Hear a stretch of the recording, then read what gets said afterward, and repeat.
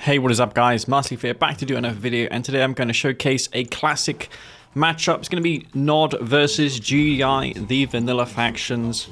This is where it all started, and it's going to be on Tournament Stadium, a map seldom seen nowadays because it is excluded from the ranked 1v1 pool, but that may change because R21 is no longer considered to be the same as what it was in 1.02 plus, so there could be exceptions made for it being included in the ranked map pool. I would like it to be there, but not a big deal if not. It's still an awesome map aesthetically. One of Green Zero's favorite maps. Green Zero has not been seen in such a long time. It would be nice to see him return to do a few video commentaries. Nowadays, you don't get much replay coverage. I tend to cast my own games that I would usually send to casters, but I do want to upload my own content and not starve myself of it because it is hard to get, and I don't want to post any old game. I want to have a decent game, something that I feel is noteworthy to commentate over. I do prefer this format because I understand what happened in the game because I was playing it at the time. I can give you all my thoughts and impressions at every given moment and my thought process. Whereas if I'm casting two players, I don't know what their thought process is. I can guess, but with this I'm giving you my true analysis. Now this was a random v random mirror because I'm not one for picking Nod vanilla. It's not my favorite faction. I feel like they're very plain, but they're solid. They've got decent infantry, decent air options. You can also go for a laser strategy as well.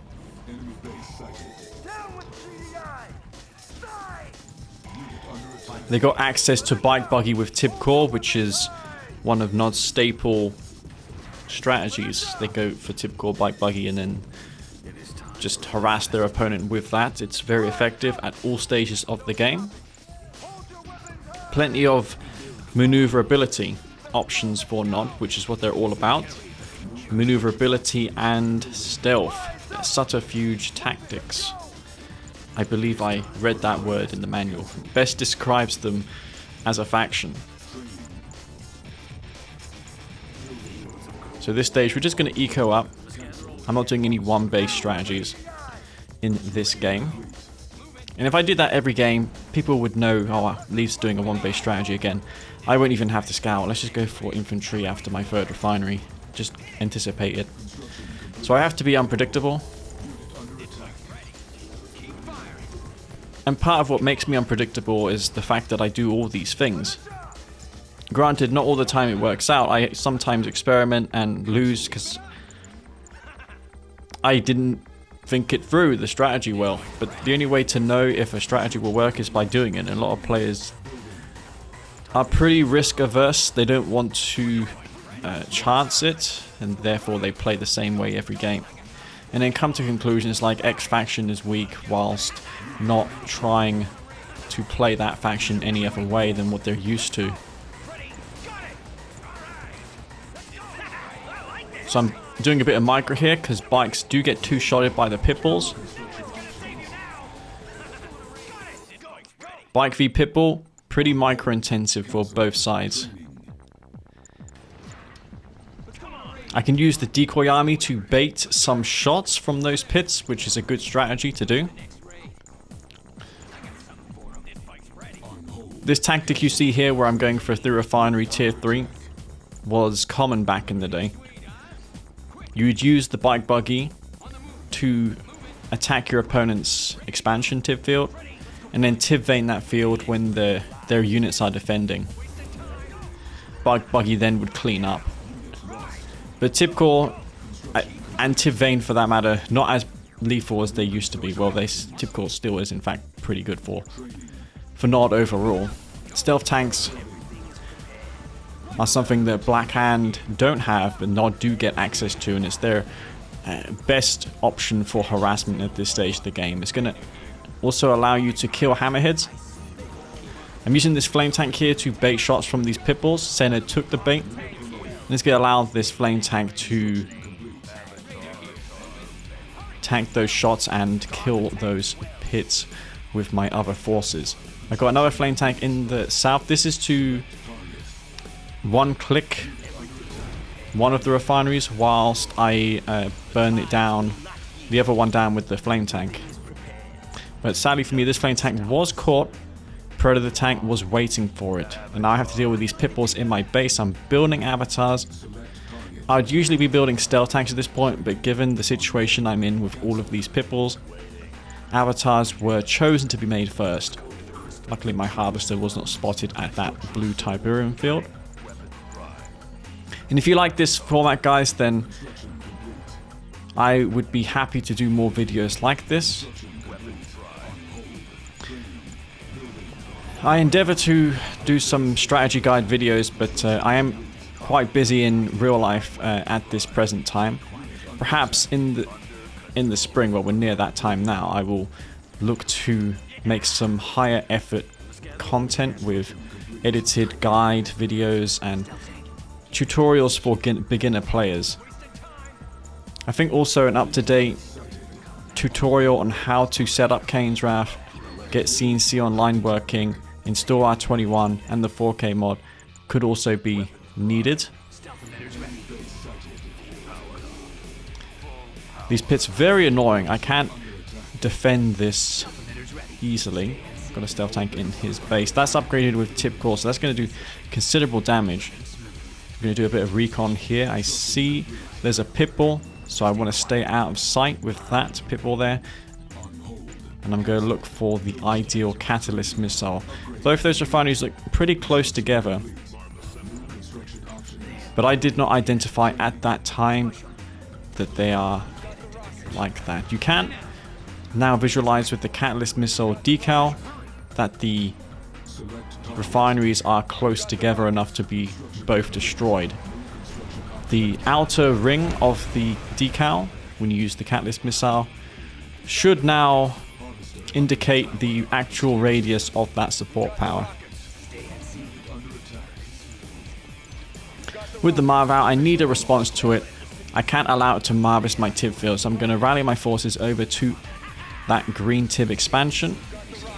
I've been able to take some of that blue Tiberium. Both of us have been sharing it. I got 3 stealth tanks here. Luckily I was paying attention there because that pit bull would have caused all 3 of them to be destroyed. These are very expensive units. They have less health than a GDI APC. So micro is extremely important. When these infantry get upgraded with a TIB infusion, I'm going to be able to chase down this Marv. I use the redemption support power so that these units are going to be transformed into awakened, which is what I need to slow the Marv down so I can kill it. Avatars don't have much DPS, but they have a ton of health, and when that Marv is in low health, it's going to move slower.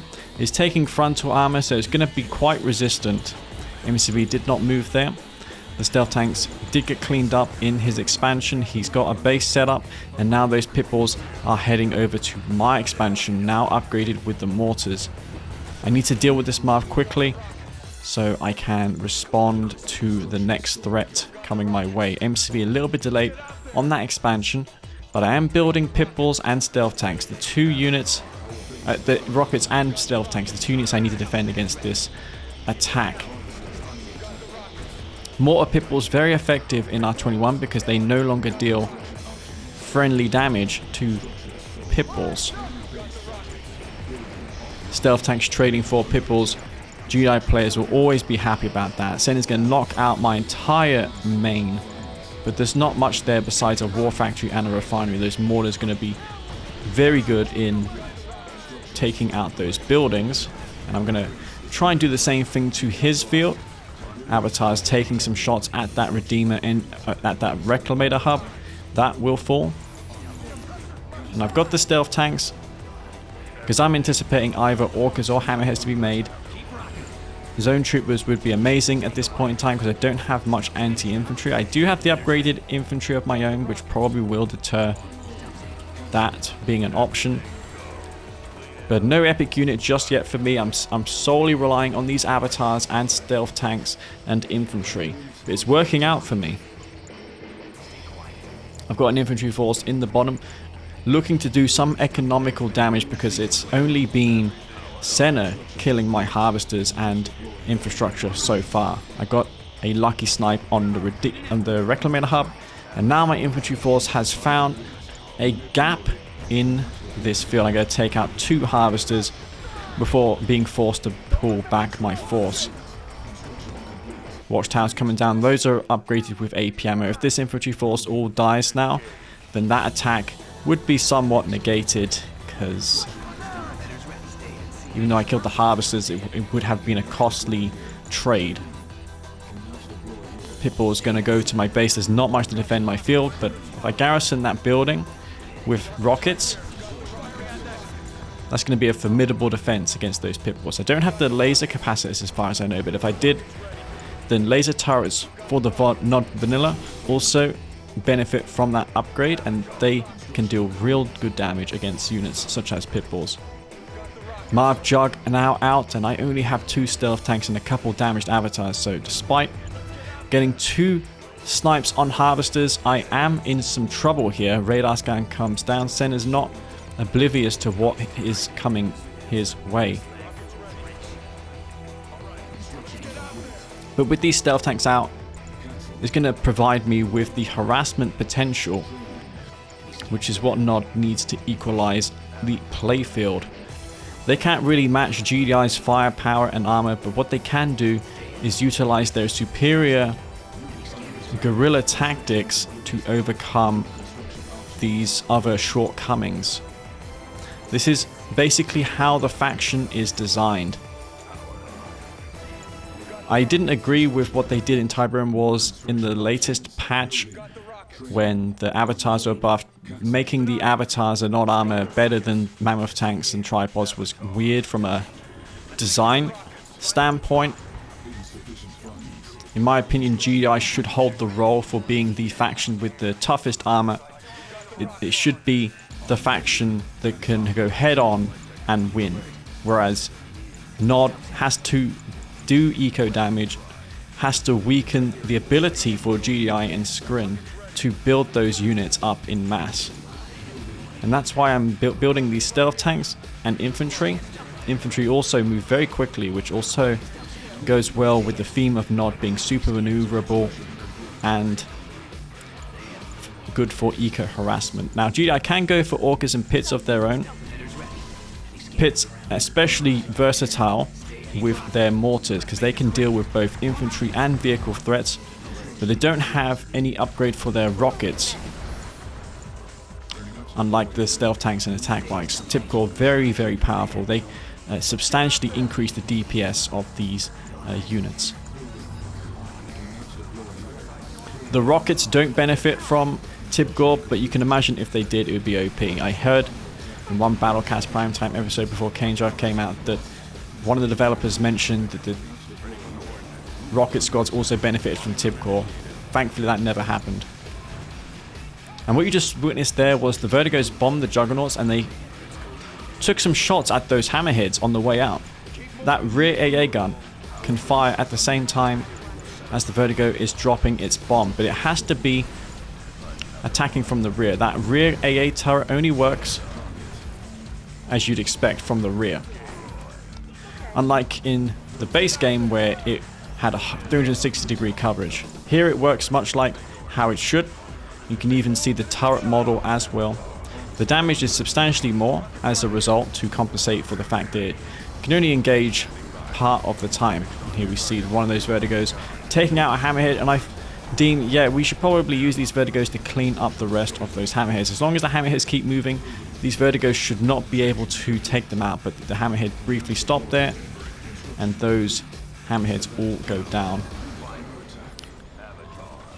Avatars, they're going to be pulled back. Those have very low health. I lost a lot of my harvesters, but I clean up a lot of those Juggernauts. The transition to the Vertigos was a good call on my part. I used the Rage Gen here just to prevent this Marth from being ordered to retreat, but it is going to reverse move, so perhaps I was a little too late on that. stealth tanks engaging a Marv, a terrible idea. That was a mistake of mine. And what I really need here is harvesters.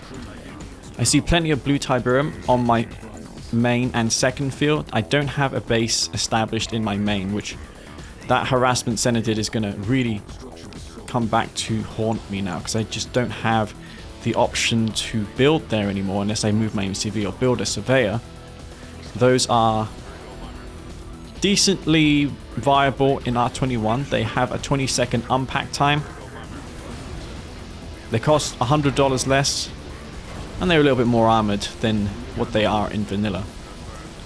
You can find all the patch changes, as always, in the video description for R21. Most of the changes are compared to 1.02 if you're interested. Fire a regen off here. One of the Juggernauts does get recaptured, but I'm going to quickly take that out. And yeah, none of my avatars have yet been destroyed. Some people argue that avatars are weak, and I don't think so, man. The avatars do what they do best, and that is kill units like Juggernauts. Juggernauts don't have much health, so that weak damage or output of the avatar can be effective against the Juggernauts. The avatar also having a small hitbox means all the Juggernaut projectiles don't always hit, and that is a big deal. Senna can establish his MCV at the blue Tiberium field, and this was quite a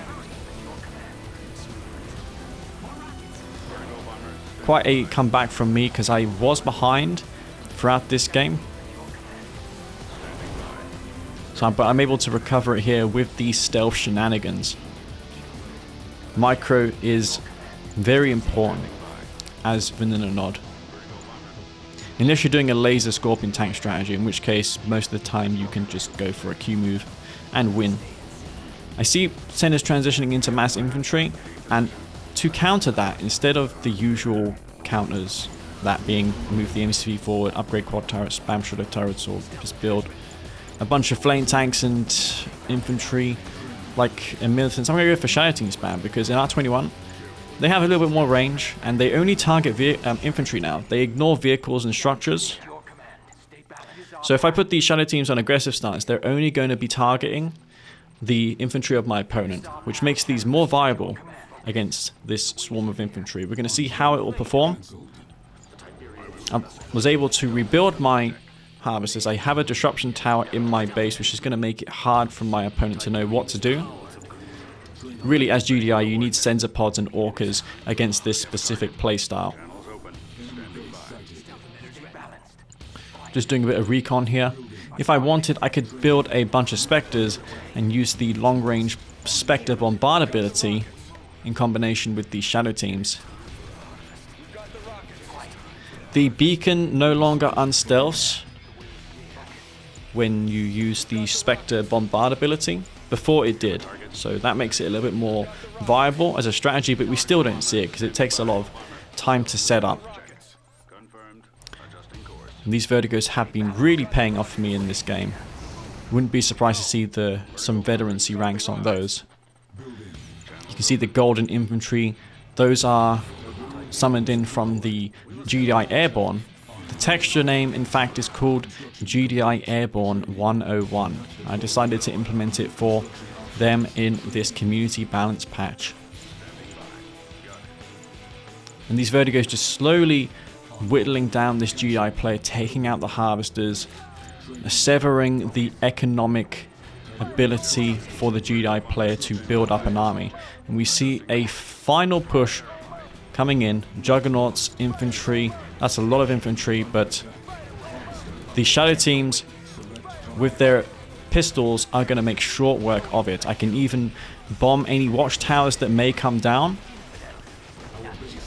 And you can see just how effective these units can be against infantry.